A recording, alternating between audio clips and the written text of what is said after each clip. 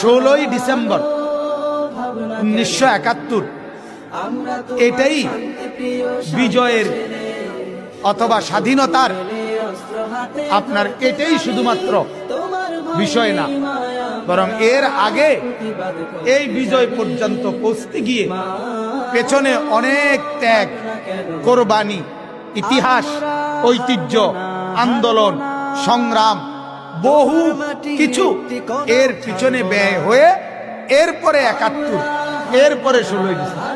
শুধু 71-এ যাদের অবদান শুধু তাদেরকেই স্মরণ করলে হবে না। 1757 সন থেকে যেদিন নবাব সিরাজউদ্দৌলার পতন হয়েছে, সেদিনের পর থেকে এই লম্বা সময় এই ভারতীয় উপমহাদেশের আজাদির জন্য, স্বাধীনতার জন্য যত মানুষের ত্যাগ ছিল প্রত্যেককেই আজকে শ্রদ্ধার সাথে স্মরণ করা জরুরি। এই মাটির পিছনে প্রত্যেকের অবদান।